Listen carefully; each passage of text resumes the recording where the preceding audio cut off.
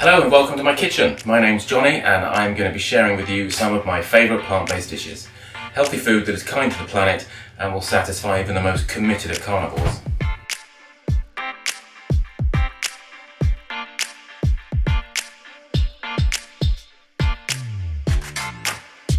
So today we are going to be cooking Saag Chana Masala, also known as spinach and chickpea curry, one of my weekly go-to dishes. You only need store-cupboard staples for this dish, and a naan or a chapati is all you need to turn this into a filling and delicious midweek supper.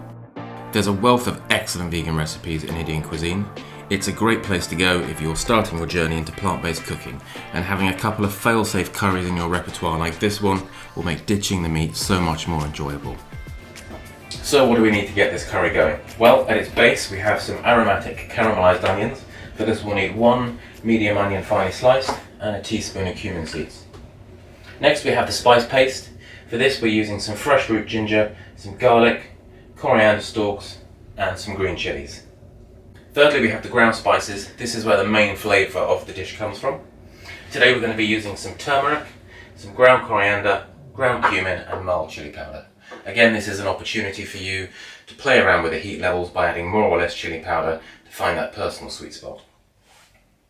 The main body of the curry is coming from some tinned tomatoes, a tin of chickpeas and some spinach. I'm using green chilies in today's curry, but if you don't have any green to hand, red will work just fine. Also, I'm going seeds and all with my curry, but if you take yours on the slightly milder side, feel free to half and de-seed the chilies, as this will take some of the heat out of the dish. Okay, so we've washed our hands, we're on place, let's get cooking. So we've got a saute pan on over a medium heat. We've added a tablespoon or so of vegetable oil. First off, we're going to fry our whole spices. This is the cumin seeds. At this point, be careful not to get the oil too hot, otherwise you'll burn the cumin seeds and end up with a bitter taste to the curry. I've halved and peeled the onion, and then we're just going to slice it as finely as you are confident to do so.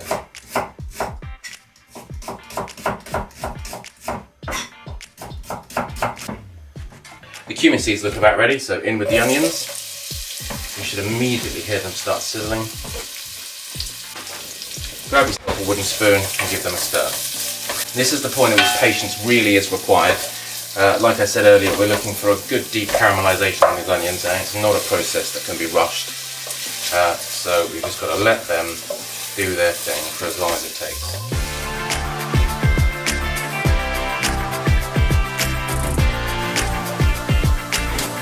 This is smelling absolutely amazing. And it's an often overlooked part when people are cooking curries at home. They don't add the whole spices in at the beginning. It is a bit more effort, but it just gives you that wonderful depth of flavour that's so often missing in a homemade curry. For the paste, into a small handheld blender go our second group of ingredients. That's the garlic, the ginger, the green chilli and the coriander stalks.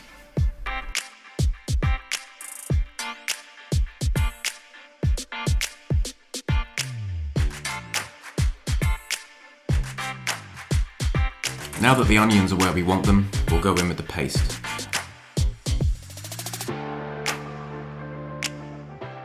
Okay, so the paste has had a 30-second fry in the pan. Next we're going to go in with our ground spices. Like I said before, this is where the main flavour of the dish is coming from. So into the pan we've got our chili powder, and our turmeric, our ground coriander and our ground cumin. We'll give that a quick fry in the pan.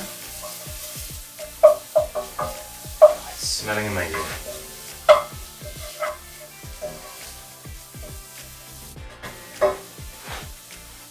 And then we go in with our tinned tomatoes. I'm using plum tomatoes. I find they just always have such a nicer flavour than the tin chopped ones in my experience. They have a lot of added water. So we just need to break those up lightly in the pan and add around a tin's worth of cold water from the tomato can. That way you get all the flavour out of the tin. Once that's had a quick stir, we go in with the chickpeas. At this point the curry is going to look a little bit watery, but don't worry, remember we're going to be cooking this out for a good 30 minutes and that water is going to boil off and reduce the sauce right down. So the chickpeas and the tomatoes are in, we need to go in with a good pinch of salt and pepper. In my experience, curries like this do take a little bit more salt. than you might think sensible. So we've seasoned it, the next thing to do is taste it. And then we can adjust the seasoning and the spice levels as needed.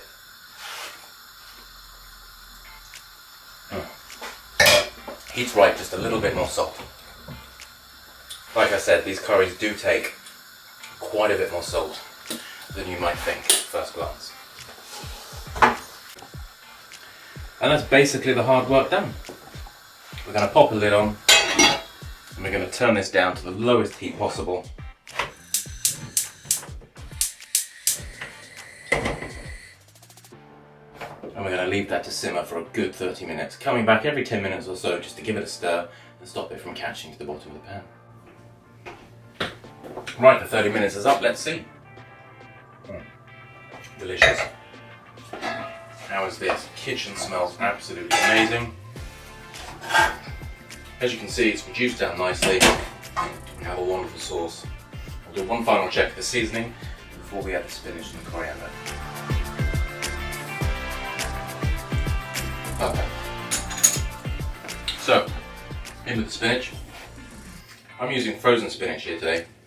That's purely out of convenience. Again, this is a store-covered dish. It's designed to be something you can whip up midweek when there's not a lot else in the fridge. So in with the spinach, and then we got the coriander leaves, which we saved from earlier when we were making the paste. You don't have to be too accurate with this, a rough chop is fine. And that goes. One final stir, turn the heat up just to bring this all back up to the boil. And we're almost ready to dish up. So it's come back to the boil, spinach is cooked really nicely.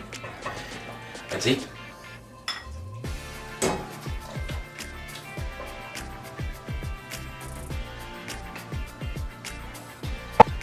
And there we have it, Saag Chana Masala, aka spinach and chickpea curry. Delicious, quick little midweek meal. Absolutely delicious. 100% plant-based and good for you. What more could you want? So I hope you guys have enjoyed watching this as much as I've enjoyed making and eating this delicious curry. Hopefully it's given you a few ideas and maybe inspired you to try going plant-based with your diet, even if it's just for a few days a week.